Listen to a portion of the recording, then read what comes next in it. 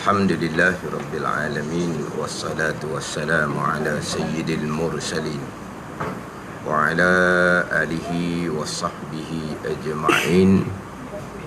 Rabbi syrah li sadri wa yassir li amri wahlul 'uqdatam min lisani yafqahu qawli.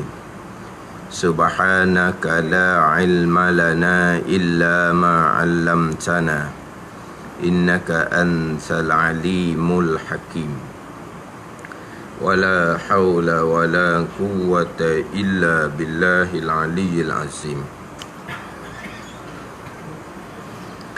Kitab Hidayatus Sibyan, muka surat 15, baris yang ke-10 daripada bawah. Muka surat 15, baris yang ke-10 daripada bawah.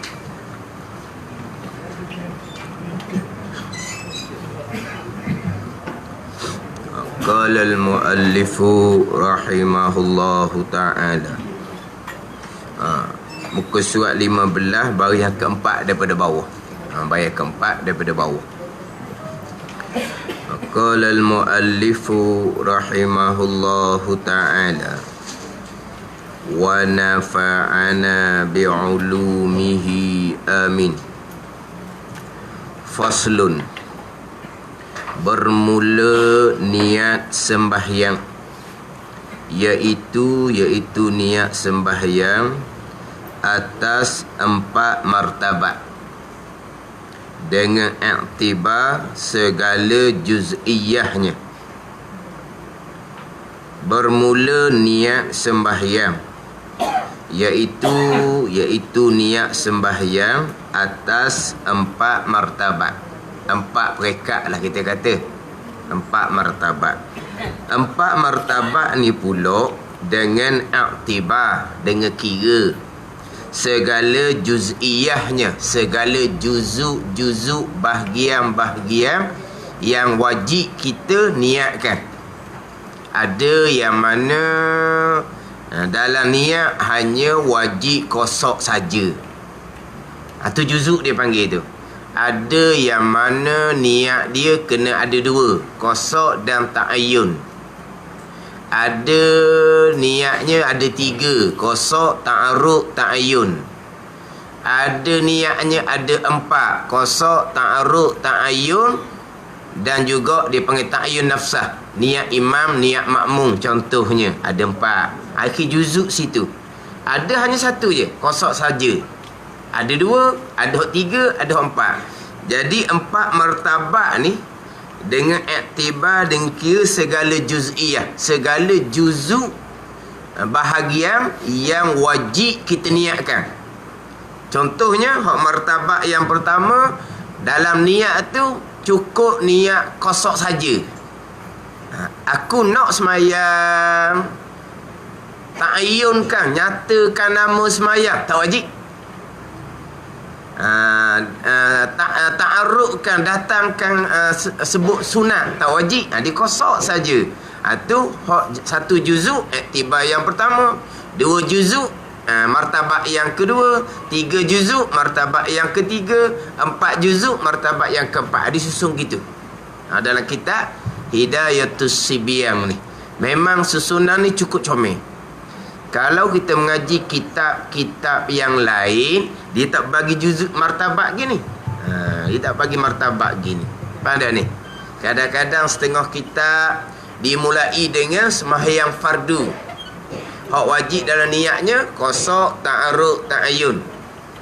Kemudian disusuli pula dengan sembahyang sunat berwaktu bersebab, qasad dan ta'ayyun. Pergi pula kepada semayang sunat mutlak, qasad saja. Dia buat gitu. Daripada hak dalam niat tu ada 3, qasad, ta'arud, ta'ayyun, baru pergi kepada hak 2, qasad dan ta'ayyun, baru pergi pada hak 1, qasad saja. Ni dan setengah-setengah kitab. Kemudian didatangkan pula hak wajib niat berjamaah, niat imam, niat makmum. Hak wajib niat qasar. Tu di bawah suku pula. Adapun dalam kitab Hidayatus Sibyan ni, dia susun niat ni 4 martabat. 4 martabat ni 4 rekat lah kita panggil dah. 4 martabat ni dia bubuh 4 ni kira kok mana? Dengan iktibar, dengan kira apa ni? Segala juz'iyahnya, segala juzuk yang bahagian-bahagian yang kita wajib niatkan. Jadi kalaulah hak dalam niatnya, hak juzuk yang wajib niat kosok saja, dia buat martabat yang pertama. Hak niatnya kena 2, kosok dan ta'ayyun 2, dia letak martabat yang kedua. Dia gitu. Ada sembahyang yang juzuk niatnya 3, kosok, ta'aruf, ta'ayyun, dia letak martabat nombor 3. Pada ni. Ni hak dalam kitab Hidayatus Sibyan. Jadi dalam kitab Hidayatus Sibyan ni dibicarakan permulaan hak rukun 13, bilang rukun 13, kemudian didatangkan faslun cerayang satu cerayang satu rukun, satu cerayang satu rukun. Pada ni macam dahulu di muka surat 10 didatangkan syarat sembahyang, syarat sah sembahyang. Musuh 8 dahulu syarat sah sembahyang dibilang syarat sah sembahyang. Kemudian dia pun datangkan faslun cerayang dia membicarakan satu syarat sah sembahyang. Pada ni contoh syarat sah sembahyang, suci daripada hadas kecil, suci daripada hadas besar. Dia pun bicara berkaitan dengan hadas kecil, hadas besar.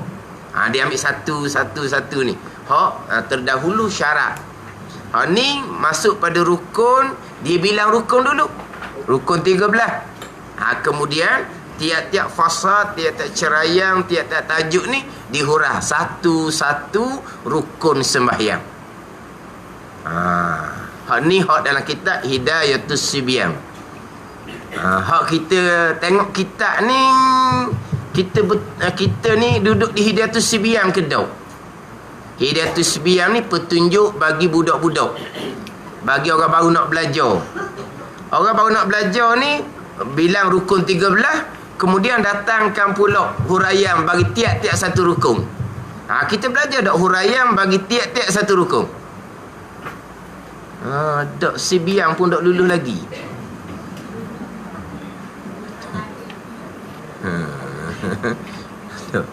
Kalau kita kata gak bayi ya, baby bayi, yalah macam terdahulu memang dibilang syarat sah semayang ada berapa. Sekarang ni rukun semayang ada 13. Tapi huraian bagi tiap-tiap syarat kita tahulah. Syarat sah semayang, suci daripada hadas kecil, suci daripada hadas besar. Apa dia hadas besar? Haid dan nifas. Haid dan nifas ni sukatan dia macam mana? Tu belajar Hidayatus Sibyan. Anda ni dia punya sukatan haid nifas. Haid nifas tu hadas besar. Ada ni kita syarat sah suci daripada hadas besar. Tu baru panggil belajar Hidayatus Sibyan, hak peringkat permulaan. Ni bab haid nifas tak pernah belajar. Haid nifas tu tahulah sebut nama. Dia punya sukatan kalau begini macam mana, kalau begini macam mana. Tua baru belajar buat apa? Kita kena belajarlah sebab kita nak tahu. Bila kita belajar, kita pun kira balik. Masa dulu-dulu kita ada haid dan nifas, kita buat dok mengikut kita belajar ni. Dok, kita sepatutnya wajib semayang, tapi kita tunggu satu waktu, tunggu 2 waktu, maknanya kita meninggalkan semayang dengan sengaja sengeleng. Satu waktu sudah cukup, nama tercatat di pintu neraka. Wajib nak taubat tu. Wajib nak taubat tu. Yang kata pula belajar apa haid dan nifas makcik tak ada haid dan nifas. Ya awak dia makcik kena belajar lah, sebab masa haid nifas ada dulu makcik tak belajar lagi. Dan sekarang ni belajar apa? Benda tu tak ada dah. Belajar nak nilai balik lah. Sebelum ni kita buat betul tak dengan hukum syarak. Betul tak dengan hukum syarak? Tak betul kena kira balik. Kalaulah kita kata kita nipah kering dah, kita tunggu 40, berapa hari kita tinggal semayang. Hak tu kena taubat sungguh-sungguh tu. Pada ni, kalau kita kata kena jerit sangat-sangat ni, sewaktu cukup dah tinggal semayang. Bayangkan kalau kita 4 minggu kering dah nipah, 30 hari kering dah nipah, 10 hari tinggal semayang, 50 waktu, tak ada benda dah kita ni. Kalau Tuhan tak beri kerahmatan kepada kita, Tuhan beri taufik, hidayah, boleh belajar tu sebesar-besar kerahmatan daripada Allah Subhanahu Wa Taala. Kita sempat sedar kesalahan kita, kita mudah-mudahan sempat bertaubat, mudah-mudahan Tuhan terima taubat kita. Pada ni. Tapi kena belajar lah. Ni kadang-kadang ada tanya, dah kita nak bertaubat, tak apalah, kita taubat je lah. Hak mana-mana kita rasa berdosa, kata dosa pahala tak boleh nak rasa-rasa. Pada ni, dosa pahala tak boleh nak rasa-rasa, kena belajar molek. Tambah pula dosa tinggal semayang. Satu waktu tu mazhab Syafi'i. Kalau mazhab Hambali, satu waktu murtad kafir dah orang ni. Ada ni, satu waktu kafir dah. Mazhab Hambali pakai zahir hadis, man taraka salata muta'ammidan faqad kafara jiharan. Sesiapa yang meninggalkan sembahyang dengan sengaja, kafir lalu dah. Kafir terang-terang dah dia ni. Mazhab Syafi'i kafir nikmat. Mazhab Hambali kafir agama murtad. Mazhab Syafi'i kufur nikmat, orang panggil engkar nikmat Allah. Itu mazhab Syafi'i. Mazhab Hambali dak kafir agama. Bayangkan satu waktu sahaja tinggal dengan sengaja. Saya tak sengaja, saya tak reti masa tu bab haid dan nifas. Sengaja sebab kita bukan baru masuk Islam. Kita bukan duduk jauh daripada orang mengajar. Kita Islam keturunan. Orang mengajar ada, kita je sibuk dengan dunia, tak belajar. Itu salah kita. Orang panggil sengaja tu. Ada ni. Ni nak kira ni. Kira bab belajar sini lah. Tekan belajar. Nak fokus pada kewajipan dulu. Ni dak ni nak jember dengar sunat lalu dah. Ada ni. Lepas tu kata pula ustaz tu halang orang buat sunat. Halang orang buat sunat apa? Kita nak suruh fokus kepada hak wajib dulu. Dah kita sambil-sambil hak wajib pun tak sersayang lagi, nak sambil ke mana? Pandang ni. Fokus hak sunat ni, kewajipan beres, fokus hak sunat pula. Pandang ni. Di sebenarnya kita ni nilaian di hak sunat. Hak wajib tetap dah. Nilaian kita ni betul-betul ke taat hak sunat, hak perintah hak tak buat tak apa. Kan sunat je kita buat ringan kan. Jadi hak tak buat tak apa. Hak itulah penilaian kita ni. Sama ada kita ni taat sungguh ke tak. Buat hak wajib, tu hak tak ada pilihan hak tu. Pada ni. Jadi fokus sunat. Tapi kalau kita hak wajib tak selesai, hak wajib baru nak mula, tak ada cerita lah hak sunat. Melainkan hak sunat-sunat yang tidak ganggu fokus kita hak wajib tu boleh lah. Hak sunat-sunat yang tak ganggu fokus wajib kita tu. Ada ni. Jadi takkan nak balik pada asal pula wajib sunat, wajib tu apa dia? Berarti Mazali dia bahagi wajib sunat. Mazali kata hak wajib ni untuk selamat dan untuk cukup modal. Kemudian hak sunat ni hak sunat ni untuk dapat kedudukan yang tinggi dan untuk dapat keuntungan yang besar. Hak sunat. Tetapi sebelum kita cerita nak dapat kedudukan yang tinggi di sisi Allah, kita kena duduk tangga selamat. Baik Mazali kata hak wajib ni selamat kita. Tapi selamat tak dapat kedudukan. Nak dapat kedudukan amal sunat. Tapi nak dapat kedudukan ni biar duduk tangga selamat dulu. Ada ni. Kemudian hak wajib Mu'tazilah kata modal, cukup modal. Tapi tak ambillah cukup modal saja. Kita nak untung yang banyak. Amal sunat. Tapi nak untung modal ada ke tak? Pandai ni. Tapi fokusnya sebenar kepada hak kedudukan di sisi Allah.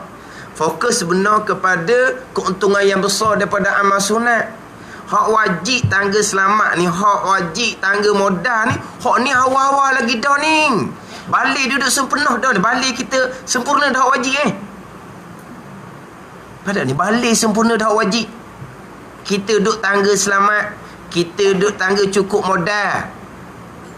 Tapi dah kita umur 15 ni malah buat amal sunat. Jadi duduk label selamat je. Duduk label cukup modal je. Kalau mati tika tu selamat. Sebab apa? Hak wajib cukup. Sebab kita ilmu fardhu ain ayah ajar dah kita sebelum kita balik. Masuk membalik kita jaga wajib. Amal sunat malah orang muda ni. Tak apa dah nak dia duduk selamat, cukup modal. Bila dia tua, Allah, selamat saja dak cukup, cukup modal saja dak cukup. Nak dapat kedudukan tinggi. Dia pun fokus pada amal sunat. Hak wajib dak dulu dah sebab apa? Dia sudah sebati hak wajib daripada mau balik. Ada ni. Tapi oleh kerana kita ni balik lewat, gitulah. Balik lewat. Maknanya kita kena fokus hak wajib. Fokus biar jadi kita selamat. Biar jadi kita ni kalau mati cukup modal. Masalah kita ni selamat ke tak? Kita cukup modal ke tak? Hak wajib banyak lagi kita tak selesaikan. Lepas tu kita nak main duk sibuk sunat. Apa dah ni? Hak panduan Mazali kata tu comel dah. Selamat, sempurnakan hak wajib. Nak dapat kedudukan yang tinggi, perbanyakkan amal sunat. Nak cukup modal berjumpa dengan Allah di mahsyar, kena cukup hak wajib. Mai duk modal saja tak untung ke? Untung besar pergi pada amal sunat. Tapi kita ni macam mana dengan hak wajib? Kalau kita bab semayang, kita banyak tinggal masa dulu, kewajipan kitanya kena qada kembali. Hak tu fokus kita. Kena kira tu dulu. Macam cerita minggu lepas lah. Gitulah kalau kita balik kepada permulaan semula, nak letak atas garis semula ni, bila kita ni kita kata kemudian dah sedikit, kalau macam penyakit lah, tahap tu tahap, kena betul balik lah. Banyak perkara lah, ada banyak perkara. Orang duk suruh sunat tu kalau tidak ganggu fokus kewajipan kita. Ada ni. Tu cerita khas semayang. Minggu lepas kita cerita bab akidah. Kalau akidah tidak ada, semayang comel pun tidak ada. Semayang comel pun tidak ada kalau akidahnya tak betul. Kena tahu bab betul akidah tu dulu. Kan kita ada dua kewajipan kan. Satu ilmu, satu amal. Satu ilmu, satu amal. Ilmu dengan amal ni wajib dahulukan ilmu atas amalan. Itu dalam kitab Minhajul Abidin Imam Ghazali rahimahullah. Sebab Nabi kata al-ilmu imamul amali wal amalu tabi'uh. Hak Imam Ghazali kata ni bukan pandai-pandai Imam Ghazali. Itulah syariat Nabi SAW. Nabi kata ilmu menjadi imam pendahuluan kepada amalan. Lepas tu ilmu kena duduk depan. Wal amalu, Nabi kata tabi'uh. Amal ialah mengikut ilmu. Amal tu umpama makmum mengikut ilmu. Jadi hak mana hak depan? Ilmu lah. Maka kita dalam bertaubah ni, taubah betul ilmu dulu. Pandai ni. Tu kata kena fokus belajar fardu ain. Lepas tu hak taubah betul amal di saat yang sama lah. Di saat kita duk belajar akidah, kita betul akidah amal. Di saat kita belajar fiqh, kita betul semayang bang kita amal. Di saat yang sama, tapi dimulai dengan ilmu. Jangan salah faham ni. Dimulai dengan ilmu, biar ilmu lengkap baru beramal. Tak ada orang ajar gitu. Ada ni. Jadi kita duk belajar ilmu tasawuf, ilmu. Di masa sama kita pun beramal, bertaubah daripada sifat-sifat yang dicela pada syarak. Tu. Tapi ilmu depan.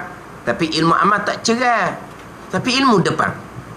Jadi nak taubah ni amal batin. Macam ikhlas lah, amal batin. Syukur, redha, tawakkul, amal batin dipanggil. Amal zahir sembahyang puasa. Jadi taubah ni amal batin. Amal batin ni dikena ilmu dahulu. Ilmulah dahulu. Ilmu nak tahu mana yang dosa pahala. Nak tahu pula syarat rukun taubahnya apa dia. Itu ilmu. Baru timbul taubah. Dalam kita belajar tu taubah dah. Taubah daripada dosa besar, mengekali jahil fardu ain.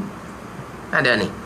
Dalam kita belajar ni, tahulah salah amalan kita. Amalan pegangan salah, amalan semayang salah, amalan batin salah. Di saat yang sama taubah lah.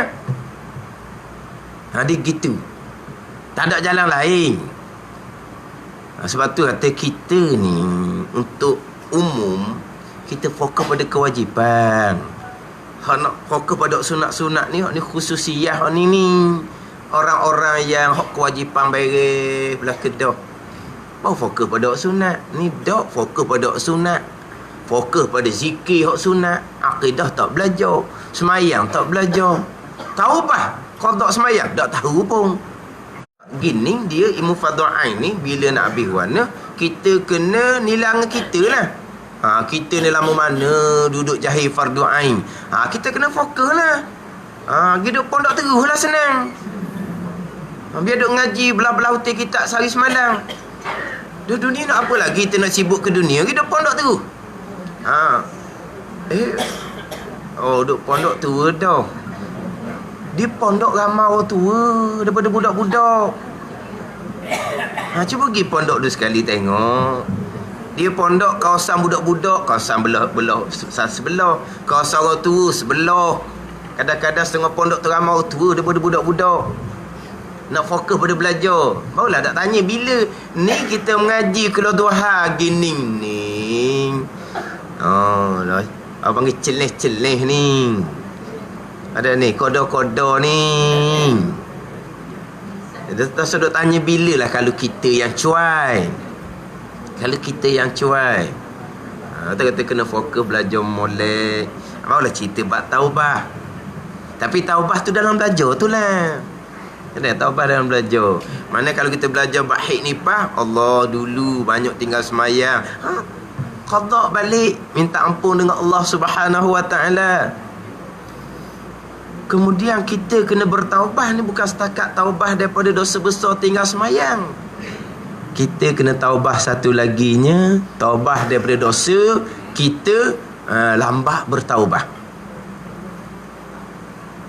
Dia begini. Taubah wajib dengan bersegera. Tapi kita tinggal semayang, kita tak taubah, kita tak tahu pun salah. Tu kata kena ada ilmu baru tahu salah. Haid kerinda, tunggu satu waktu, dosa besar. Tunggu dua waktu, dosa besar. Tidak bertaubah sebab tak tahu pun salah nak taubahnya macam mana. Tiap-tiap bulan buat seumpama tu. Maknanya di masa kita tinggal semayang tu, dosa besar tinggal semayang satu, kita wajib bertaubah dengan bersegera.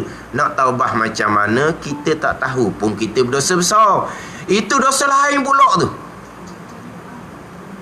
Itu dosa lain pula. Dosa kerana apa? Kerana tidak bertaubah.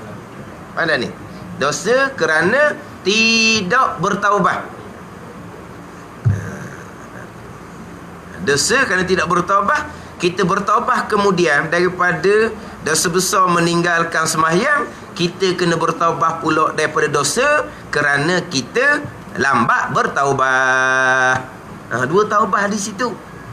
Pandai ni. Waktu kalau kita ngaji dalam kitab penawar bagi hati, comel-comel dah kitab penawar tu cerita.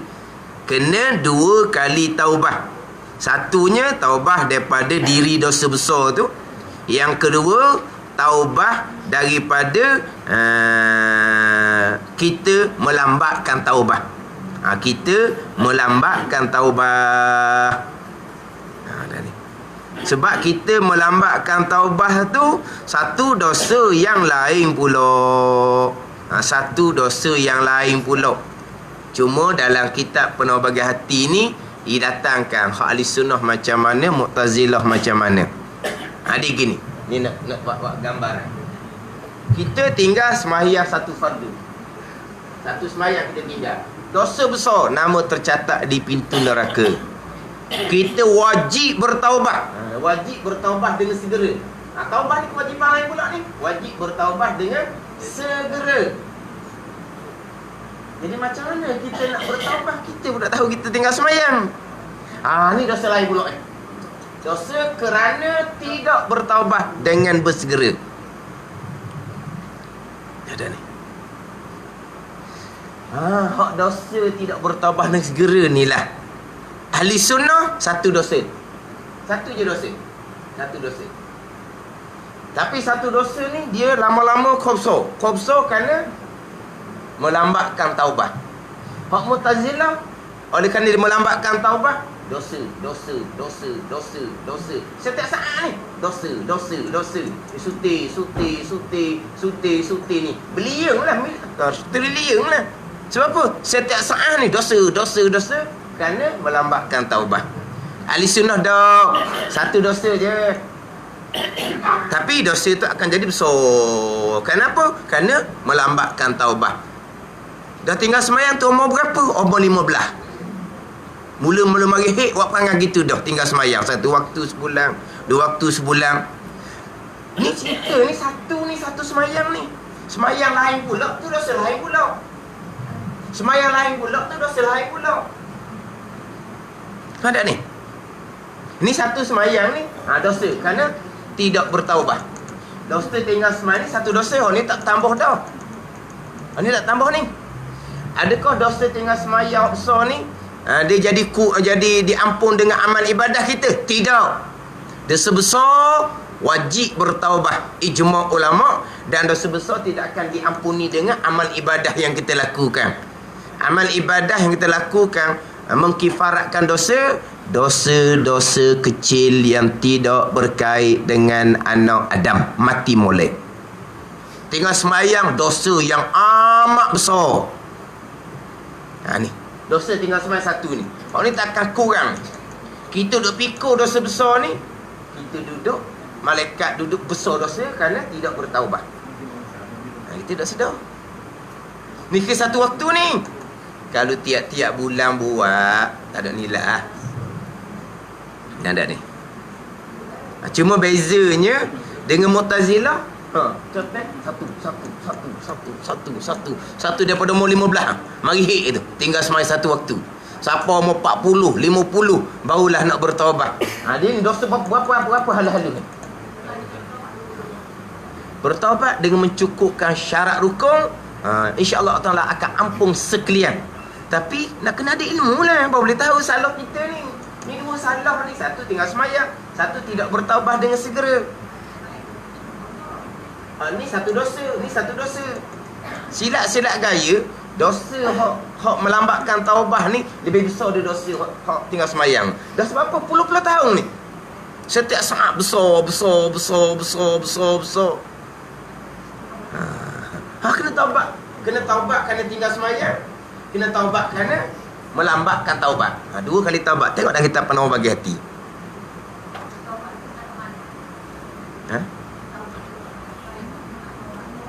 Jangan tanya sunat taubat. Tu kena panjang cerita tajuk taubat lah. Kita nak tajuk semayang ni. Tu kena tajuk betul tu. Tajuk betul lah syarat taubat, rukun taubat. Tu kena ngaji betul lah. Faham tak ni? Kalau semai sunat taubat, itu sunat bukan rukun taubat. Mai sunat taubat kan kalau ni tak qada. Faham tak ni? Faham tak? Jadi dia kena taubat daripada satu semai ditinggalkan. Dia kena taubat daripada dosa kerana melambatkan taubat. Dosa melambatkan taubat dia akan besar selama mana kita menangguhkan taubat.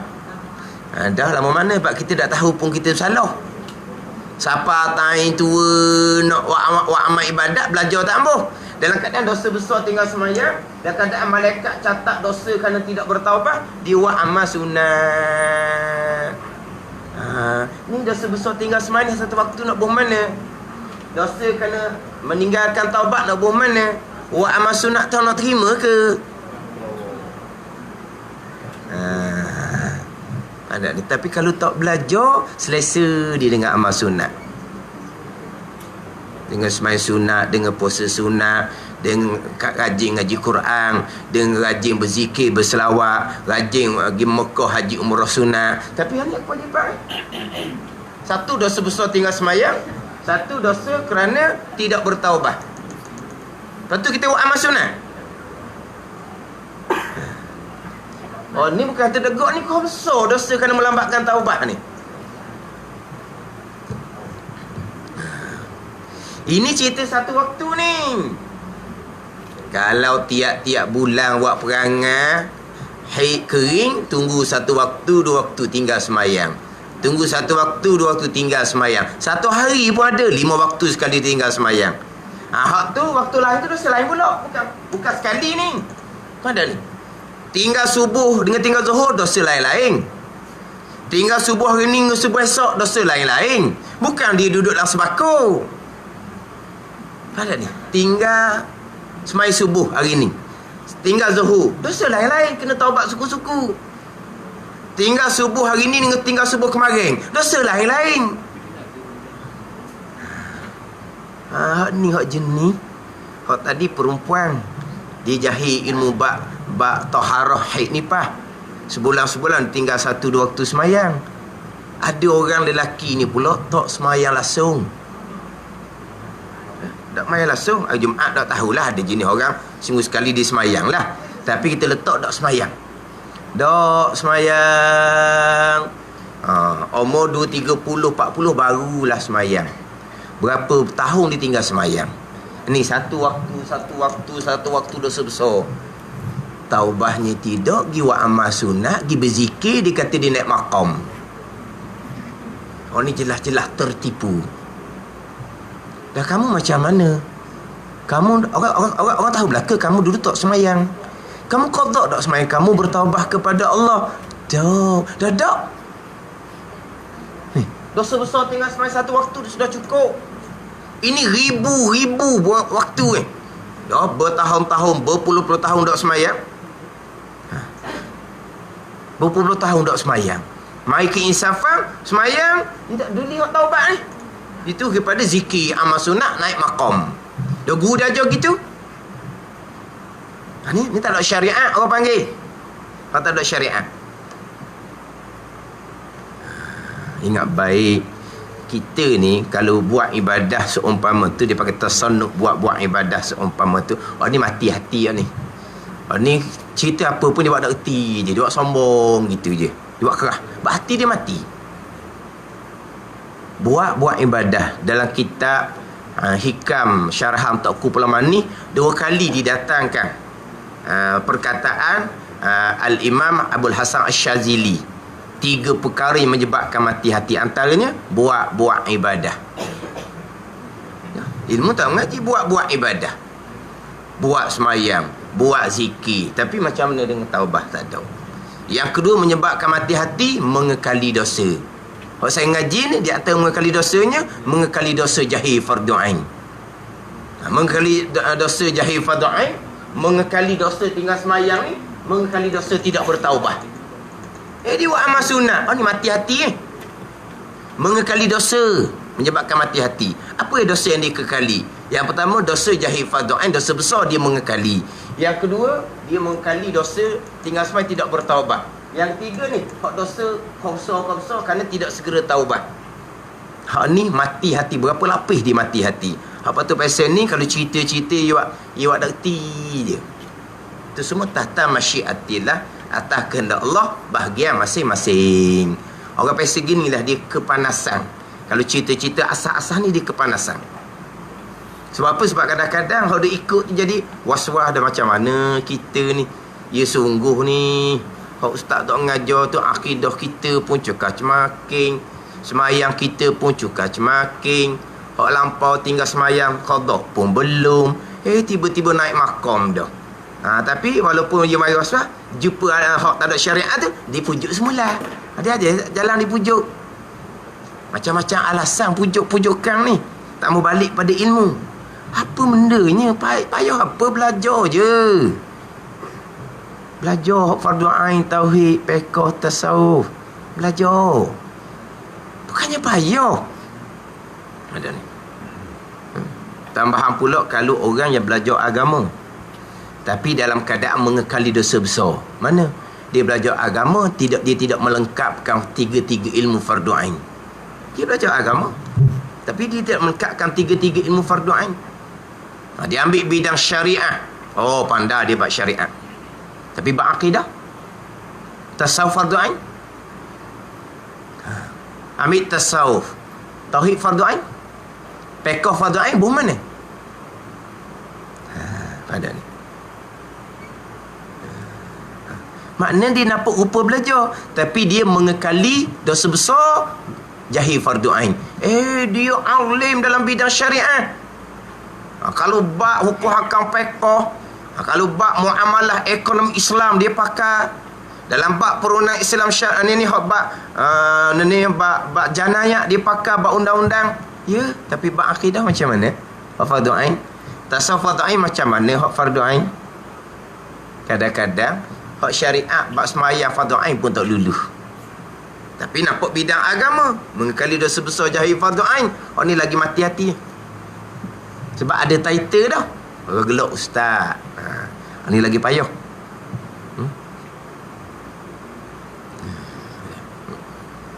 Ya, kadang-kadang sekarang ni timbul gitu lah. Masa mengajar fiqh, bagus. Clear. Ajar fiqh clear. Pada kemah lah ajar fiqh. Orang tanya bab pegangan, Allah lah bab apalah dia pegang gitu, salah sangat-sangat tu. Tengok.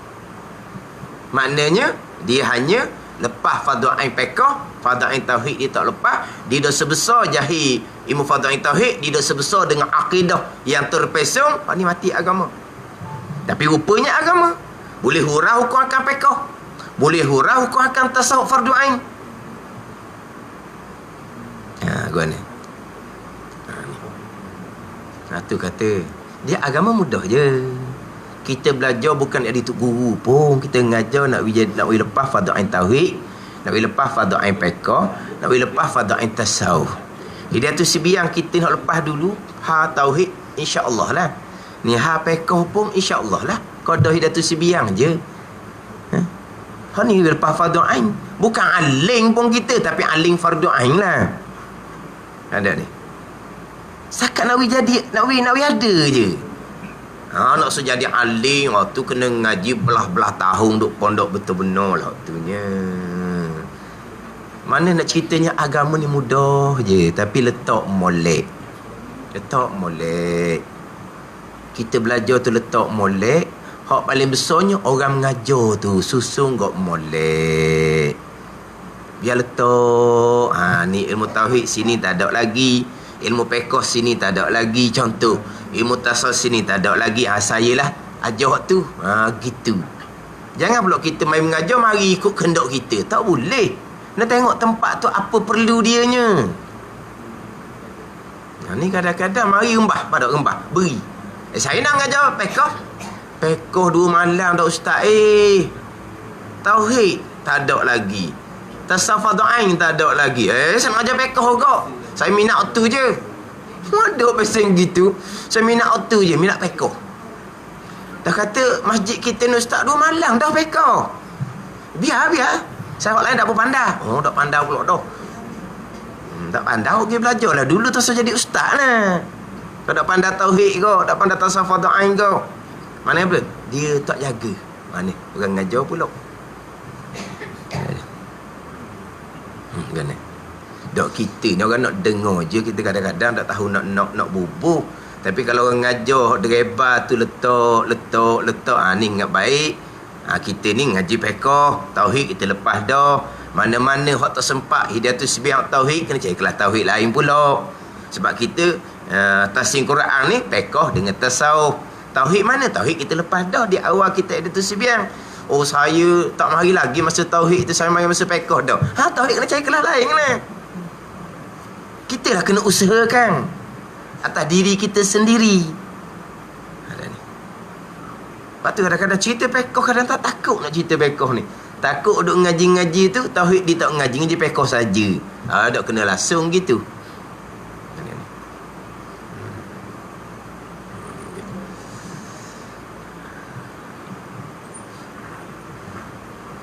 Jadi kita kena letak molek, letak gian kita. Tu belum cerita hak keluarga kita lagi tu.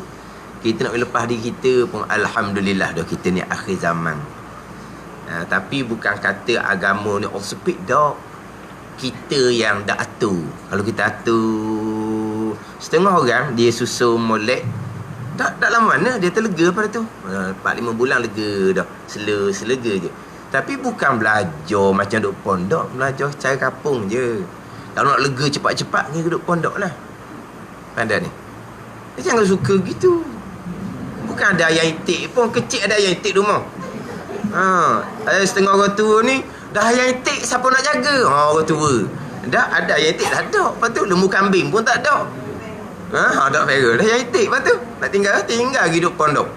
Dah kita duduk pondok, belajar berjemaah. Belajar berjemaah. Tenang je. Tak ada kelabuk. Mana duduk pondok ni TV pun tak ada, senang je. Tapi dok berdrama lah. Nak tengok drama Indonesia tak ada lah. Tak ada cerita-cerita lah. Dah orang tu duduk pondok ni pagi tu, kita ni kejut tidur kerana bunyi tukak dia. Kuk tukak jalan pergi masjid dah. Awal dia pergi masjid. Orang tua. Kita pergi tu tengok ahli orang tua ni ramah dah. Istiqamah main subuh berjemaah. Lepas tu wirid pula siapa cerah tanah, baru keluar masjid. Baru ya. Lepas tu semayang pula dengan tok guru. Semayangnya beraluh molek. Tok guru yang warak, yang soleh. Tak ada. Apa ni? Lega sedap je duduk. Lepas tu barulah kita kata kau ilmu fadha'in mikirlah situ sebab ilmu banyak. Kita duduk kampung ni, kita kena pilih molek, insya-Allah 3, 4, 5 bulan tu kita boleh betul sikit lah. Tapi kena fokus lah. Kena tupu. Tak lama. Tapi kalau pergi ngaji sungguh pondok, saya pernah buat, memang fokus pada fardu ain. Tapi untuk pelajar lah. Pelajar ni dia pikat royak sekali padan dah. Sekejap je, seminggu beres ya. Fardu ain tauhid, fardu ain fiqh, fardu ain tasawuf. Sikit je. Tak ada. Tapi kena fokus betul-betul. Tambah sekali fardu ain tauhid. Tak banyak, sikit je. Tapi walaupun sikit, ujian daripada Allah, akhir zaman, semayang bang dok tinggal, fardu ain tauhid paling sedikit, tak dulu. Tu kata kita kena belajar molek, letak molek. Orang tak mau belajar tu bahagian dia lah. Hak pesen tu dia kepala buat erti, buat sombong. Sombong tambah tolak kebenaran, sombong. Lepas tu memandang hina kepada orang. Nabi kata al-kibru man batal haq wa ramatan nas. Orang sombong ni orang tolak kebenaran. Jelas bab ilmu macam-macam dia buat alasan. Lepas tu dipandang rendah orang. Tu aling lidah, bukan aling hati. Kami aling hati, orang pula dah dia aling hati. Tapi adab tak ada, akhlak tak ada. Kurang ajar kadang-kadang orang pasang gini, tak ada adab. Tapi dia rasa dia alim hati. Dia pasang gitu, pasang orang sombong. Dia tak lari lah. Itu sunnatullah dah.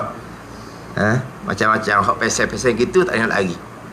Lepas tu kita minta dengan Tuhan, kita nak belajar asas-asas biar amal kita hak wajib-wajib beres, biar Tuhan beri peluang kita boleh perbanyakkan amal sunat. Tapi sebelum kita nak perbanyak amal sunat, fokus pada hak wajib. Ketika fokus pada hak wajib, amal sunat yang tak ganggu hak wajib kita, buatlah. Tapi kalau terganggu hak wajib, kena fokus wajib dulu. Dia gitu. Mana ni? Belajar molek, amal molek. Kalau hak dosa-dosa lampau, bertaubah molek. Bertaubah molek. Tapi kalau bab taubah rukun syarat tu kena belajar tajuk dia khusus waktu. Kalau tinggal semayang tu kena belajar dulu waktu tu. Saya nak qada macam mana? Tu kena belajar dulu. Dia tak boleh. Kalau gitu saya nak qada, belajar dulu. Kalau kita baru belajar, kodok macam mana, belajar akidah biar betul, belajar semayang biar betul, barulah kita nak kodok semayang. Takkan kita nak kodok semayang dalam akidah kita salah. Takkan kita nak kodok semayang kita pun cakap-cemaking. Belajar dulu. Bab kodok tu kita akan jumpa tajuk dia, kodoknya macam mana. Mana kalau misal kita katalah orang baru nak belajar, kodok nanti dulu, belajar dulu molek. Dia tak boleh nak kodok cakap-cemaking, itu tak boleh. Ada ni. Kita fokus kita sekarang dulu ni. Fokus pada kewajipan. Hak nak qada lah, hak lampau tu kita kena slow dengan ilmu. Qada pun dengan ilmu, taubah dengan ilmu. Ada ni. Mana kalau tadi saya ni qada macam mana nanti. Tapi kalau nak cepat dia kena khusus lah. Kena berjumpa molek. Saya ngaji akidah dah sekarang ni. Tak sempurna tapi dalam belajar. Saya belajar semayang dah sekarang ni, tak sempurna tapi dalam belajar. Saya nak fokus pada qada hak lampau.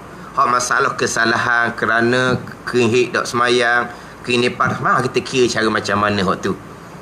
Saya dulu kalau orang lelaki tak semayang terus 10 tahun, 20 tahun, kena fokus macam mana nak buat. Pada jangan 10 tahun, 20 tahun, 30 tahun tu mainan je tak semayang. Tak semayang, tak puasa, mari ke insafan, dia nak pergi cepat hak nak amal sunat. Ni. Kita mari pada belajar dulu. Lepas tu banyak tu kita ansur. Buat kodoh-kodoh. Kodoh-kodoh, ambil pandangan-pandangan hak mudah sikit, atau kena balik pada ilmu lah. Atau balik pada ilmu. Jadi kita belajar bab tarah, bab hiknipah, kita nilai balik. Jadi yang kita ada tu sebiang, didatangkan syarat sah sembahyang, didatangkan huraian-huraian, masuk kepada rukun sembahyang, dia pun datangkan satu-satu huraian. Rukun sembahyang 13. Ni budak pasti pun tahu. Rukun sembahyang 13 ni. Ni hak huraian ni. Hak huraian bagi tiap rukun sembahyang dalam kitab Hidayatus Sibyan. Kena ulang sikit Sibyan tu. Kena ulang sikit Sibyan. Tak apalah. Kita kalau kita insah diri, kita kenal diri, kita jadi rendah diri. Ada ni. Kita qada tu, kita harap rahmat Allah, harap keampunan Allah. Tapi kalau jenis amak perasaan tinggi tu, dia tengok orang dengan ekor mata je. Dia makam tinggi. Ni mokcik-mokcik ni ngaji 40 je ni. Mokcik-mokcik ni ngaji wudu, mandi wajib, hik nipah. Tuang kering dah hik nipah, dia nganying je. Belajar rukun semayang, belajar betul baca Fatihah. Lama kena Fatihah dia tak betul, dia nganying je. Tak apalah. Kita insari memang kita banyak kekurangan, banyak kesalahan. Tak sombong mudah-mudahan kita ni. Nak situ je.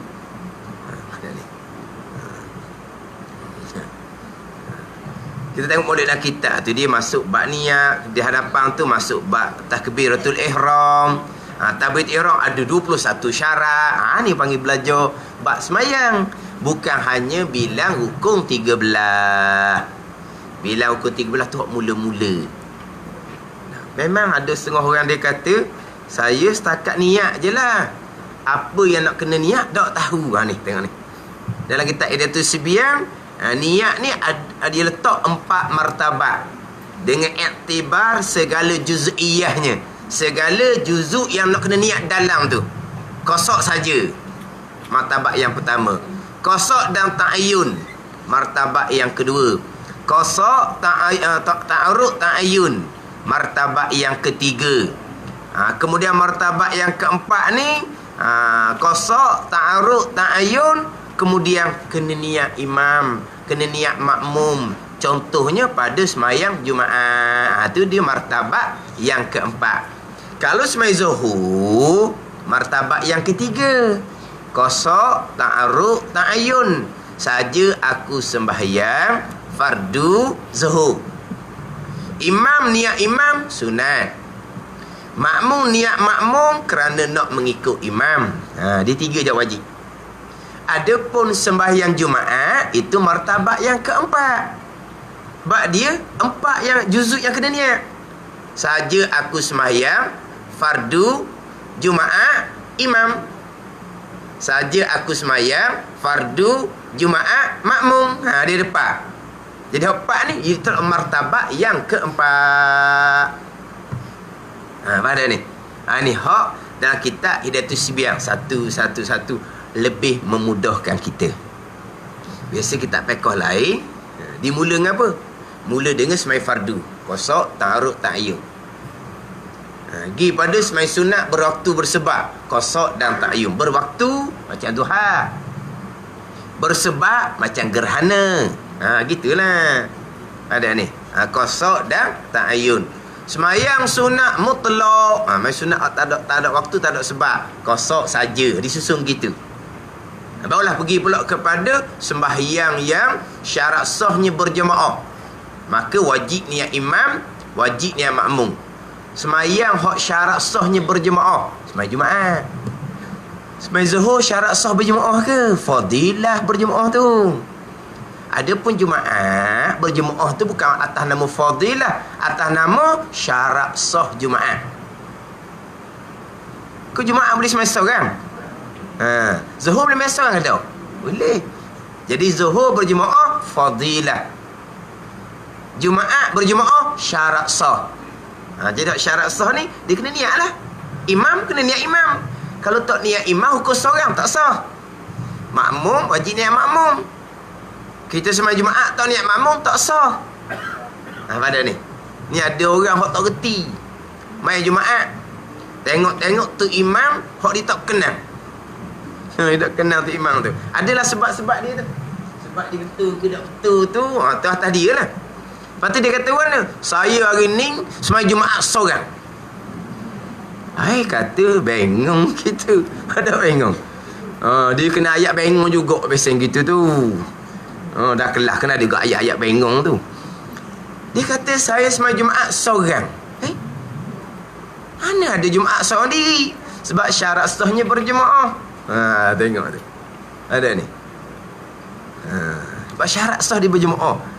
Kalau kata Allah tak di Zuhur, tu imam tu naik, saya sembahyang Zuhur seorang belakang, dak pelik tu, tak ada fadilah. Sebab dia bukan syarat sah berjemaah Zuhur, Jumaat. Syarat sah dia berjemaah, dia kena niat makmum atau martabat yang keempat. Ni hak dalam kitab Hidayatus Sibyang. Dia akan uras satu-satu rukun sembahyang. Dia syarat satu, rukun satu. Yang mana rukun-rukun ni dia ruknun, arkanun bahasa Arab. Dia rukun ni juzuk.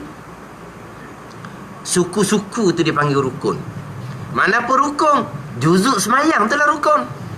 Takbir, berdiri, baca Fatihah, rokok, i'tidal. Tu panggil tu juzuk sembahyang, itu rukun. Adapun syarat, syarat bukan juzuk sembahyang. Syaratnya mengambil wuduk, suci dari hadas kecil. Itu bukan juzuk sembahyang. Tapi yang sama antara rukun dengan syarat adalah sama-sama terhenti sah sembahyang cukup syarat, terhenti sah sembahyang cukup rukun. Betul tu sama. Ada ni. Nak sah sembahyang syarat kena lengkap. Nak sah sembahyang rukun kena lengkap. Pada perkara tu sama. Yang bezanya rukun adalah diri sembahyang, syarat bukan diri sembahyang. Pada diri sembahyang, mana diri sembahyang? Berdiri, tu rukun. Mana sembahyang tu? Rakaat, tu rukun. Mana diri sembahyang? Sujud, tu rukun. Tu panggil rukun. Manakah diri sembahyang? Ambil wuduk. Bukan, ambil wuduk bukan diri sembahyang, tapi syarat untuk sah sembahyang. Itu beza. Kemudian pula beza laginya, dia syarat, dia wajib berkekalan daripada mula sembahyang sampai ke siap. Adapun rukun tidak berkekalan. Berkekalan tak rukun? Rukun berdiri sampai ke salam ke rukun berdiri? Tak. Daripada berdiri berpindah pada rokok, berpindah kepada i'tidal. Tengok. Rukun berdiri tidak berkekalan. Rukun rokok berkekalan ke tak? Tak. Rukun i'tidal tak. Berpindah. Rukun sujud berkekalan ke tak? Tak. Itu rukun. Adapun syarat suci daripada hadas kecil, boleh tak sekerat-sekerat? Dalil, dia kena daripada mula semayang sampai ke siap semayang, suci daripada hadas kecil. Syarat dia berkekalan. Ni we tambah sikit. Dahlah, macam kita baru dengar. Tapi sebenarnya hak itulah dah kan Yang pertama saya sebut tadi, nak sah semayang syarat kena sempurna. Kita maklum dah. Nak sah semayang rukun kena sempurna. Ya? Kita faham macam mana? Syarat tak cukup pun sah semayang, rukun tak cukup pun sah semayang. Tak ada orang faham gitu. Betul? Kemudian rukun adalah diri sembahyang. Betul? Berdiri tu diri sembahyang, rokok tu diri sembahyang. Syarat, adakah diri sembahyang syarat? Tak. Kemudian hak kata bezanya, syarat wajib berkekalan daripada mula sembahyang sampai ke akhir. Rukun memang tidak berkekalan. Pelik kau? Kita suci daripada hadas kecil, boleh tak separuh sembahyang? Hujung sembahyang kentut tak apa dah, boleh? Dia kena berkekalan. Syaratnya tutup aurah. Boleh tak separuh sembahyang sudah tutup aurah? Kat akhir itu buka aurah tak apa dah, boleh? Ada ni. Menghadap kiblat, berkekalan daripada awal sampai ke akhir, itu syarat. Dia syarat wajib berkekalan. Rukun memang tidak berkekalan. Sebab rukun berdiri, habis pindah pada rokok, tak ada rukun berdiri. Pindah pada iktidal, tak ada rukun rokok. Pindah kepada sujud, tak ada rukun iktidal. Mana rukun ni dia tidak berkekalan. Pelik apanya, kita takkan ada reti waktu. Cuma cerita, gitu cara hurah. Gitulah dalam kitab. Bukan kita tak tahu, kita tahu benda tu, cuma tak tahu nak susun. Ke tak tahu ni syarat wajib berkekalan? Ke tak tahu ni rukun ni tidak berkekalan kan, berpindah? Ke tak tahu? Tahu. Tapi nak susun macam ada kitab tu. Saya kata ni ada kitab. Tak pandai nak cerita gitu pun kalau kita tak ngaji dalam kitab. Nak sah semayang, syarat kena cukup, rukun kena cukup. Syarat bukan diri sembahyang, rukun diri sembahyang. Syarat wajib berkekalan, rukun tak wajib berkekalan. Dia buat beza gitu je lah. Biarlah pelik sikit, tambah ilmu. Walaupun Hidayatus Sibiang pun biarlah naik tinggi sikit. Nak duduk Sibiang sama tak jadi juga. Bila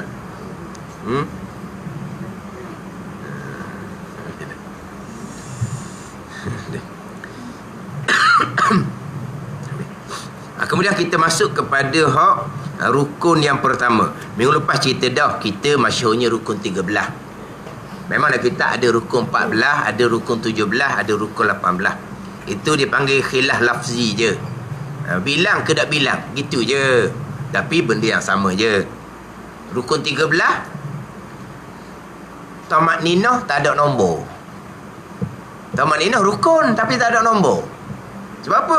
Rokok serta tamak ninah, iktidal serta tamak ninah, sujud serta tamak ninah. Jadi mana nombor rukun tamak ninah? Tak ada.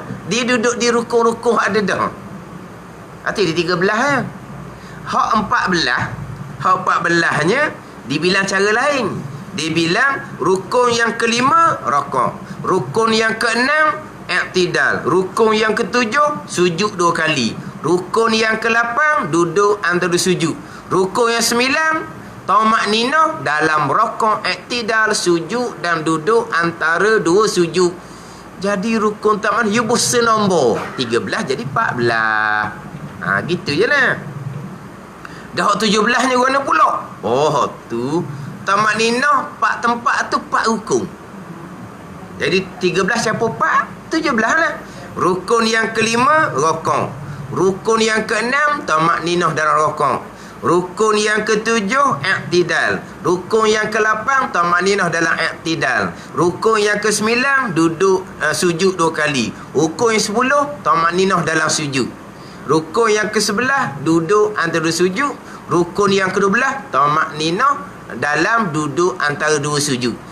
Jadi tamakninah pasal 4 rukun untuk tamakninah. Sebab tamakninah dalam iktidal rukun lain. Tamakninah dalam rukuk rukun lain. Tamakninah dalam iktidal rukun lain. Tamakninah dalam sujud rukun lain. Dia pun bilang sampai ke 4 untuk tamakninah saja. 13 campur 4 17. Tu je lah. Dia mana hanya khilaf lafzi je lah. Bilang tak bilang je, tapi sama je. Cuma kita masyhur rukun 13.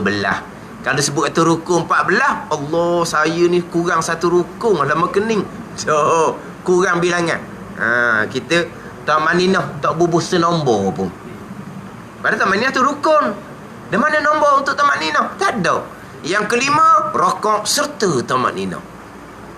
Yang keenam, iktidal serta tamakninah. Jadi tak ada nombor tamakninah ni. Dia gitu.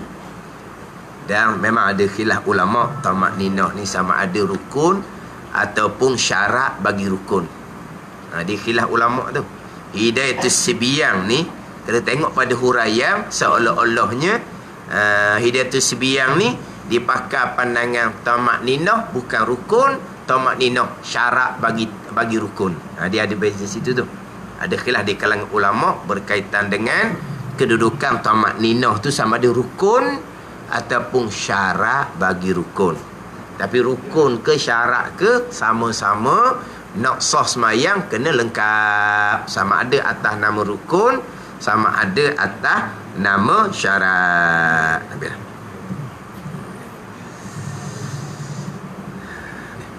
Jadi hak niat ni ada 4 martabat dengan iktibar segala juz'iyah, segala juzuk yang nak kena niat dalam dalam niat tu.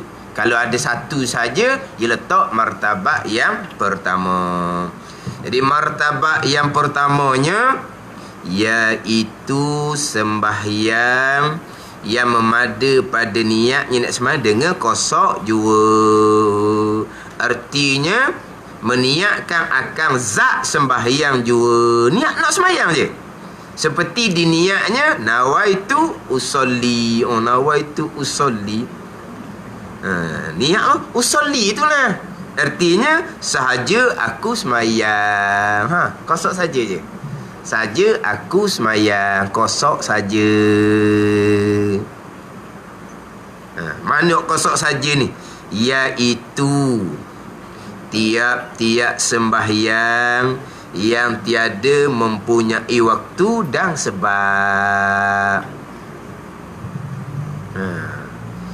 Jadi ta'ayyun ni nyatakan nama waktu. Semayang sunat isyraq, semayang sunat duha, tu waktu.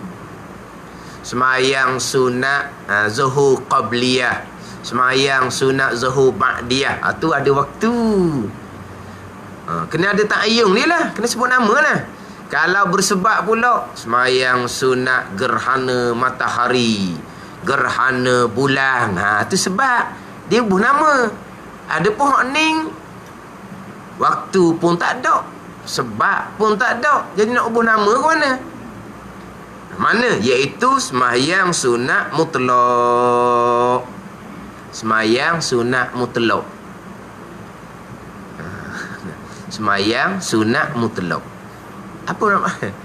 Sunat mutlak ni dia bukan nama sembahyang sunat mutlak ni. Mutlak mana apa? Tidak berkait dengan waktu dan sebab. Boleh semayang bila-bila masa, jangan waktu tahrim sudah. Gitu. Ada ni. Sunat mutlak ni tak kena qaid. Mana tak qaid? Qaid nak kena saku. Dan nak saku apa? Nak saku dengan waktu, dia tak ada waktu.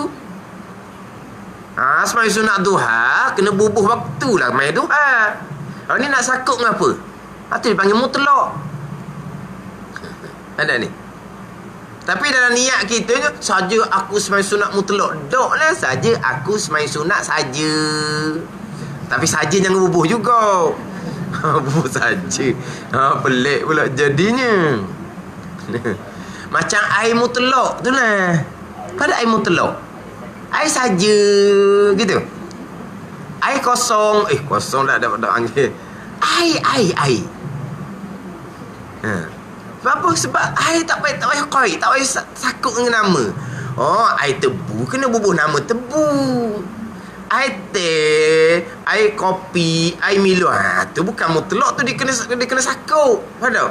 Kena koi, pada koi. Kita kait. Dia qaf, ya dal, kait. Itu bahasa asal bahasa Melayu kait tu lah. Kita kait ni macam kait buah, kait. Kait. Mana dia kena ada kait? Kena kait apa? Kait dengan nama Milo, dengan nama kopi, dengan nama teh, dengan nama tebu. Tu bukan air mutlak. Air mutlak ni air. Gitu. Semai sunat mutlak, semai sunat. Dia panggil semai sunat mutlak. Semai sunat. Dia tak berkait dengan waktu dan tidak berkait dengan sebab. Boleh semayang bila-bila masa, jangan di waktu tahrim. Boleh semayang berapa rakaat sekalipun, tapi yang afdalnya 2 rakaat beri salam. Bangun pula takbir lain pula 2 rakaat beri salam, tu afdal. 1 rakaat pun boleh. Mana ni? Cuma disebut ni hak wajib. Kosok saja aku semayang. Tapi nak comel niatnya gini, nak comelnya. Saja aku semai sunat 2 rakaat kerana Allah. Tu hak comel dia. Cuma nak cerita hak wajib hak mana? Kosok saja. Tapi jangan niat kosok saja. Tu hak wajib. Hak sunat kena bubuh lah juga. Saja aku semayang sunat 2 rakaat kerana Allah. Sebut sunat. Sebut 2 rakaat pun sunat. Sebut kerana Allah pun sunat. Kena habis lah sunat tu.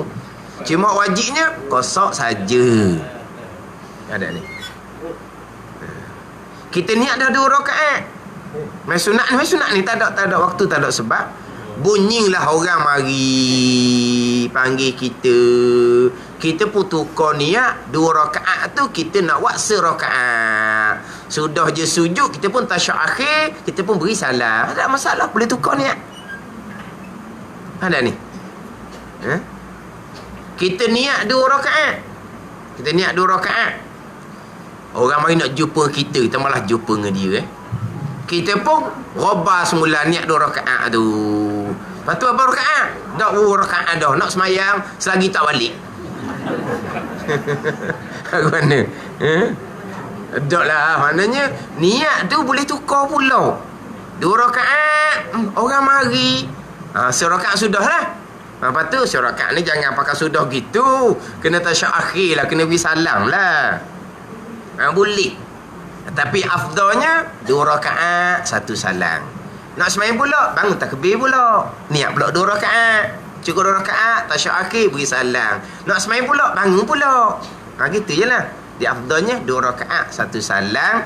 Jadi kalau buat gitu, takbir acak kali, niat acak kali, tasyahud akhir berulang-ulang, salam berulang-ulang.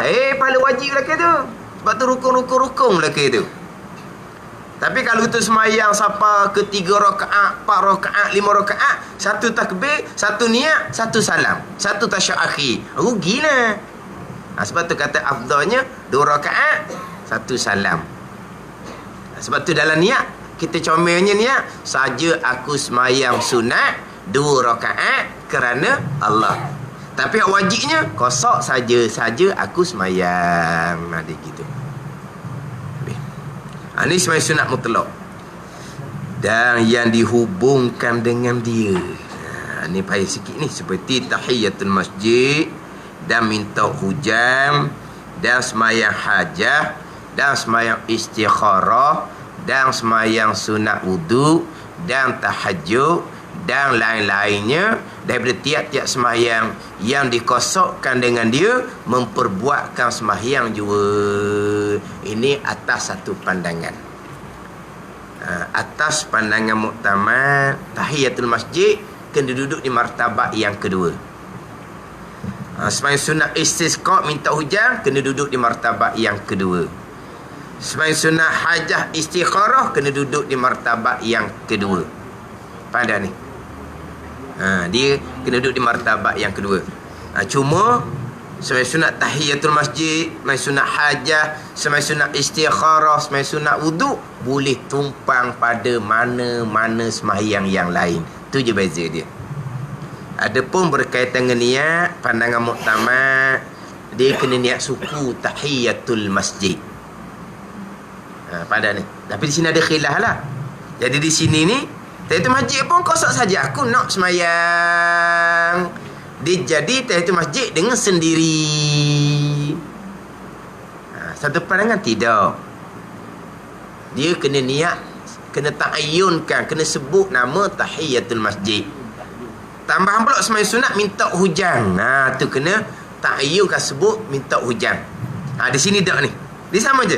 Semayang sunat hajah, semayang sunat istikharah, semayang sunat wuduk, semayang sunat tahajud dan lainnya daripada tiap-tiap semayang yang dikosokkan dia memperbuatkan semayang juga. Aku nak semayang aja. Jadi sebut nama sunat wuduk pun tak payah, sebut nama sunat tahajud pun tak payah. Janji lepas ambil semayang, semayang sunat wuduk lah. Janji semayang tu lepas daripada tidur, tahajud lah. Lagi kat tu. Dia jadi sendiri je. Tak payah niatkan. Ini hak dalam kitab ni. Dia sama dengan semayang sunat mutlak juga, kosok saja. Ada pandangan lain tak? Dia ada waktu dia kan, dia ada sebab dia. Tahiyatul masjid sebabnya masuk masjid. Minta hujan sebabnya kemarau. Semayang hajat istikharah ada sebab dia. Semayang sunat wuduk sebab dia tak dia ambil semayang. Pada ni. Semayang sunat tahajud waktunya ada lepas daripada tidur. Tapi dalam kitab ni tak. Dia memada kosok saja. Tapi setengah pandangan hak dihubungkan tadi ni kena duduk di martabat yang kedua, kosok dan ta'ayyun. Kena niat. Dan ni cerita hak wajib ni. Pada cerita hak wajib. Tapi niat memang kita kena niat. Cuma kalau atas pandangan di sini tak niat tahiyatul masjid pun tahiyatul masjid dah. Ada pun satu pandangan lagi, kalau kamu tak niat tahiyatul masjid, kamu hanya jadi sunat mutlak. Lepas tu dapat pahala tahiyatul masjid. Khilaf ulama pula sebab tak sebut tahiyatul masjid. Dia gitu. Faham tak ni? Tapi kebanyakan kitabnya sebut tahiyatul masjid, sebut sunat wuduk apa semua tu, dia duduk di martabat yang kedua. Sebab dia semayang sunat yang bersebab dan berwaktu. Ada tu. Ada kitab kita ni dah kosok saja cukup. Ada ni. Kosok saja sudah cukup. Dan sekarang ni wajib ke tak wajib sebut nama tu? Tu. Tak wajib lah. Setengah pandangan semayang sunat tahiyatul masjid wajib kena ta'ayyunkan sebut tahiyatul masjid. Kalau dah sebut tahiyatul masjid, boleh pahala sunat mutlak. Tak boleh pahala sunat tahiyatul masjid pada setengah pandangan. Ni khilaf wajib ke tak wajib niat tahiyatul masjid. Kita tak niat, kita niat belaka saja. Aku semayang sunat tahiyatul masjid 2 rakaat kerana Allah. Saja aku semayang sunat hajah 2 rakaat kerana Allah. Saja aku semayang sunat istikharah 2 rakaat kerana Allah. Saja aku semayang sunat wuduk 2 rakaat kerana Allah. Habis belakalah niat tu. Tapi sebut nama tahiyatul masjid tu wajib ke tak? Dalam kitab kita ni tak wajib, sunat juga. Dia sama juga dengan semayang sunat mutlak. Dalam niat hanya memada setakat kosok saja. Pada ni setengah pandangan tidak. Tahiyatul masjid duduk martabat yang kedua. Sebab dia ada sebab. Sebabnya masuk masjid. Sunat wuduk dia ada sebab. Sebabnya baru ambil air semayang. Sama ada wajib ke tak wajib sebut nama tahiyatul masjid tu. Tapi tetap kena bubuh lah. Walaupun atas pandangan kitab kita ni sunat sebut kitab kita ni. Sebab dia martabat yang pertama. Setengah pandangan sunat tahiyatul masjid ke semai sunat minta hujan, duduk di martabat yang kedua, qasad dan ta'ayyun.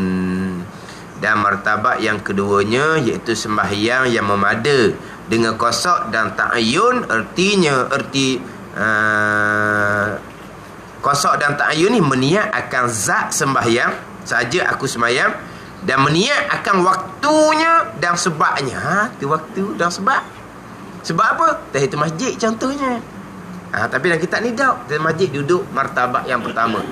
Qasad saja sudah jadi sah tahiyatul masjid, boleh pahala tahiyatul masjid. Dalam kitab Hidayatus Sibyan. Wallahu a'lam.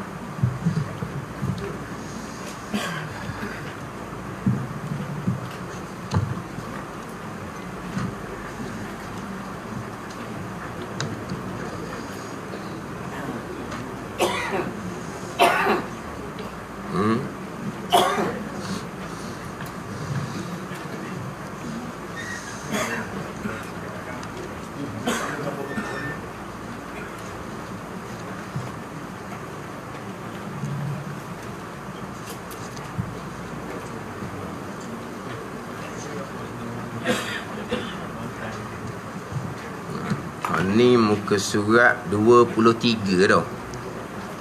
Kitab 20 sifat hati yang keji dan terpuji. Muka surat 23. Kalau hak Jawi lah, hak Rumi surat berapa? 20. 20 hak Rumi. Hak Jawi 23. Qala al-muallifu rahimahullahu ta'ala wa nafa'ana bi'ulumihi amin. Sabda Nabi sallallahu alaihi wasallam, ma mala'a adamiyun wi'a'an syarran min batnihi bihasbi bani adama akhlatun yuqimna sulbahu fa in kana la mahalata fasulusun li ta'amihi wa sulusun li syarabihi wa sulusun li nafasihi. Artinya, tiada memenuhkan manusia sesuatu bekas yang lebih berbahaya daripada perutnya. Bekas orang perut tu lah. Bekas orang perut mana? Apa ni? Bekas tempat makanan tu lah. Bekas orang perut tempat makanan tu. Tiada memenuhkan manusia sesuatu bekas yang lebih berbahaya daripada perut. Mari daripada loba atas makanan. Mana ke nak makan je, nak daih apa panggil? Nak daih semua. Ni sifat kecelaan yang ke-9 tu. Dia panggil loba atas makanan. Lahap. Dia disebut dengan lahap. Panggil apa? Pelahap. Pelahap. Hak ni cerita bab hati. Tetapi apabila hati ni mikir hak makan je. Ni. Ada orang pasang gitu je kan. Nak tidur mikir hak makan. Bangun tidur mikir hak makan. Akhir dia gitu je. Kita mikir juga nak makan, tapi wak makan ni untuk hidup kita, nak buat ibadat. Ni tak ni. Matlamat dia makan semata-mata. Bila makan semata-mata kok, dia kena banyak belanja. Banyak belanja tu bawa pada tomok kepada harta pula. Tomok kepada pangkat. Tomok loba kepada kedudukan. Sebab nak dapat harta kena ada pangkat, kena ada kedudukan. Nak dapat pangkat kedudukan ni pula dia kena berlawang dah lah. Seteru-berseteru dah lah, jatuh-menjatuh dah lahnya pada ni. Bila dia loba sangat nak dapat pangkat ni, timbullah bila orang lain nak pangkat dia dengki. Sebab apa? Sebab dia nak ke pakat tu. Sebab dengan pakat tu dia mudah dapat harta. Bila dapat harta dia mudahlah ke nak makan je. Gitu. Yelah nak makan. Kalau tak ada regu dengan harta duit, nak makan apa? Ada ni. Jadi daripada loba nak makan ni, keluarlah kena kecelaan yang lain. Sebab tu kadang-kadang orang yang tak bicara bab hukum hakam ni, dia mari dia dalam. Sebab apa? Dia mikir nak makan dia je. Cara awak dapat harta tu tak molek gitu tu. Cara tak molek, cara salah. Boleh apa? Janji boleh makan. Tengok. Bila cerita bab agama, bukan boleh makan pun, sedap dia jawab. Ada ni. Bila cerita bab agama bukan boleh makan, dia kata. Kenapa buat dia makan? Bila dia makan ni kau, mari kok mana hukum hakam belakang kira. Janji boleh makan. Ni. Ni cukup dah ni. Kalau duduk tahap ni, ikut mari siapa pun dia ikut. Janji boleh makan. Tak janji boleh makan. Kiralah mari pasal mana pun, janji boleh makan. Pasal gini. Mari orang mana tu? Mari orang putih ke, mari Jepun ke, mari komunis, tak kira. Mana orang tempat boleh makan? Ni. Pada ni. Lepas tu mari orang putih, mari Jepun, mari komunis. Antara orang ikutnya orang Melayu, orang Islam. Sebab apa? Tidak susah nak makan. Ada ni. Dah kira makan lah. Kalau mari penjajah orang putih, kalau dah ikut penjajah, nak makan ke mana? Mari Jepun pula. Kalau dia ikut Jepun, nak makan ke apa? Tu cerita Piramli tu, apa dia? Buang apa? Itulah Piramli tu lah. Mana Sarjan Hasan? Kan ada Melayu seorang lagi tu kan? Apa? Ada. Piramli tu Sarjan Hasan. Hak Melayu tu nama apa? Buang. Dah nama dia Buang tau. Nama Buang tu nama dia ke nama watak tu? Nama watak. Sebab apa? Sebab kira kalau tidak tak boleh makan. Ni. Dia sanggup gadaikan segala-gala demi boleh makan. Ni. Ada ni. Dia dah kira dah. Ikut siapa pun ikut je lah. Khianah je lah. Janji boleh makan. Sebab apa? Sifat kecelaan loba atas makanan. Semua perkara jadi belaka. Semua perkara jadi belaka. Sebab apa? Sebab kepada boleh makan. Lepas tu Nabi katanya, tiada memenuhkan manusia satu bekah yang lebih berbahaya dari perut. Tu bahaya sekali. Ni nak memenuhkan ni perut ni. Ni hak paling bahaya. Sebab apa? Sebab dia akan korbankan segala-gala.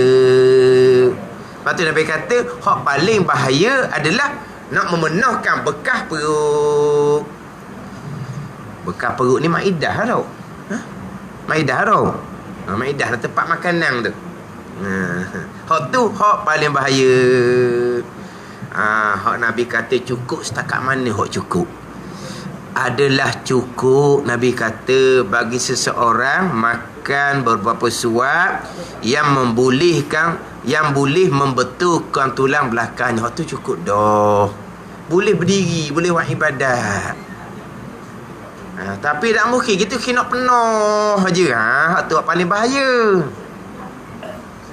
Tak ada paling dia takuti Nabi kata, melainkan lebih bahaya daripada memenuhkan perut tu. Itu lebih bahaya. Tapi hak memada setakat mana hak memada? Nabi kata adalah cukup bagi seseorang, memada bagi seseorang makan beberapa suap yang boleh membetulkan tulang belakangnya. Setakat boleh berdiri buat ibadah sudah cukup. Pada ni. Tapi Nabi ni pun tahu dah kita ni makan setakat betul tulang belakang tak puas hati. Maka Nabi kata jika tak dapat tidur, Allah, makan setakat nak betul tulang belakang, tak puas. Nabi kata maka jika tak dapat tidur, nak kena makan lebih. Nak kena makan lebih. Hak tadi tu makan sedikit tu. Mana kalau kita kata kau Tak cukup makan setakat boleh berdiri tu. Mana perut tu tak kenyang lagi tu. Maka jika tak dapat tidak mana apa, tak memada bagi kitanya. Setakat orang Nabi kata ni, setakat nak betul tulang belakang tak memada bagi kita, Nabi tambah pula. Kalau kita peseng tak cukup setakat nak betul tulang belakang, Nabi tambah. Maka jika tak dapat tidak, maka bolehlah ditambah qada sepertiga bagi makanannya, bagi minumannya sepertiga, dan sepertiga bagi pernapasan. Ni tak penuh juga. 1/3 makanan, 1/3 minuman, 1/3 ruang untuk bernapas. Kok seih ni sebab ruang bernapas penuh. Tu seih. Ada seih. Ada nak menapah dah. Sando tidak bangun dah. Ni kita boleh tengok juga masa lepas buka puasa. Lepas buka puasa tu dia bubuh sampai ke lepas tu apa nampak macam tak boleh napas je. Dah ruang pernapasan penuh. Ni berkata molek ni. Makan 1/3, minuman 1/3, ruang untuk napas 1/3. Mana apa tak penuh lah. Kalau tidak memada dengan beberapa suap. Tapi seeloknya hanya beberapa suap. Setakat nak betul tulang belakang, makan hanya sikit-sikit sahaja. Inilah makan cara orang yang perjalanan penyucian rohani. Orang jalan penyucian rohani, dia rukun utamanya adalah lapar. Dia makan hanya nak betul tulang belakang, boleh buat ibadah. Ni hak jalanan penyucian rohani yang sebenar. Tapi kalau cerita penyucian rohani duk kedai kopi sokmo, pas ke tengah malam orang tutup api pun tak balik lagi, tu senyum sudahlah. Duk bersembang, sembang bak makom, sembang bak keramat-keramat. Tuan kedai tutup api dah, duk bersembang dalam gelap pula, bahan nyamuk. Dah kira ni. Ni cerita saja ni. Jadi hak permulaan Nabi katanya cukup dah beberapa suap yang membetulkan tulang belakang. Hak tu lah hak paling comel. Tapi Nabi tambah sikit. Kalau kita tak dapat tidur, makan seumpama tu kita tak jadi, Nabi naik pula sikit. 1/3 makanan, 1/3 minuman, 1/3 untuk pernapasan. Maknanya masih lagi belum penuh, sebab masih lagi ada ruang. Ni orang tua aja ni makan tu berhenti ketika kita masih lagi nak bertidur. Mana kalau kita nak masuk boleh lagi tu, sebab apa? 1/3 lagi ada dalam. Ada lagi ruang pada ni. Sedap pula, payah nak jumpa pula, lain kali tak mari dah. Nak boleh ke makan sedap tu pula beratus setengah jam. Takkanlah nak makan kodoh-kodoh. Lepas tu makan biar tak boleh nak bangun, biar nyando. Gitu biasanya. Dah makan tempat sedap, masyhur pula. Nak boleh ke makan beratus setengah jam. Sanggup untuk makan. Lepas tu makan pula, Allah, makan beberapa suap. Beberapa suap tu tak lagi beratus itu. Tu makan sungguh-sungguh. Balik demam ayah haji tu. Sebab apa? Pelik hari tu makan sekali, dia kata. Ikut nafsu. Dah kadang-kadang jauh pula dia pergi. Jauh pula dia pergi. Sebab apa? Sedap. Tak tahulah sedap setara mana. Tapi hak paling comelnya beberapa suap Nabi kata yang boleh membetulkan tulang belakang. Luqaimatun yuqimna sulbahu, beberapa suap yang aklatun yuqimna sulbahu. Setengah riwayat luqaimatun yuqimna sulbahu, beberapa suap yang membetulkan tulang belakang. Ni hadis ni biasa saya gunakan sebagai dalil percakapan asbab. Mana percakapan asbab? Nabi kata memada beberapa suap yang membetulkan tulang belakang. Makanan ke bekah? Tak. Tapi Nabi kata beberapa suap yang membetulkan tulang belakang. Jadi kita makan itulah yang bekah pada membetulkan tulang belakang. Tidak. Makan atau bekah. Tu Nabi kata beberapa suap, itu dia panggil percakapan asbab. Tak ada salah. Tapi hakikinya, adakah beberapa suap ni yang membetulkan tulang belakang? Tidak. Yang membetulkan tulang belakang kita Allah Ta'ala. Beberapa suap tu makhluk. Makhluk tak bekah sama sekali. Ni biasa saya guna. Mana apa? Percakapan asbab pun disabdakan oleh Nabi SAW. Beberapa suap yang membetulkan tulang belakang. Tengok.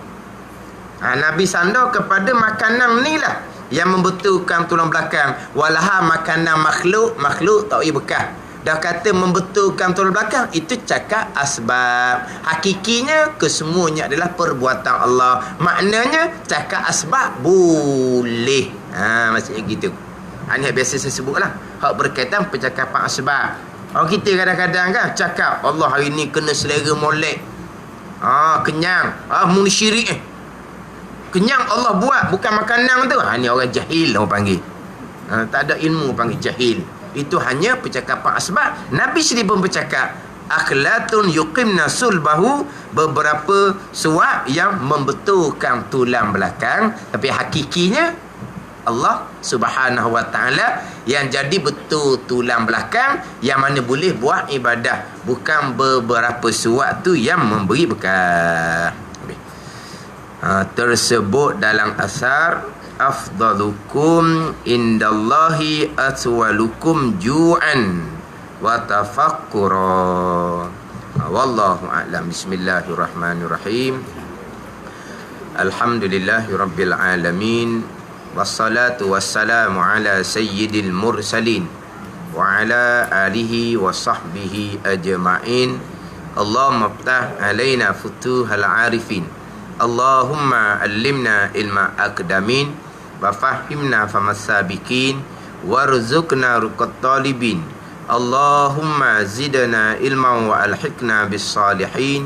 Wa sallallahu ala sayyidina Muhammadin wa ala alihi wa sahbihi wa sallam. Walhamdulillahi rabbil alamin.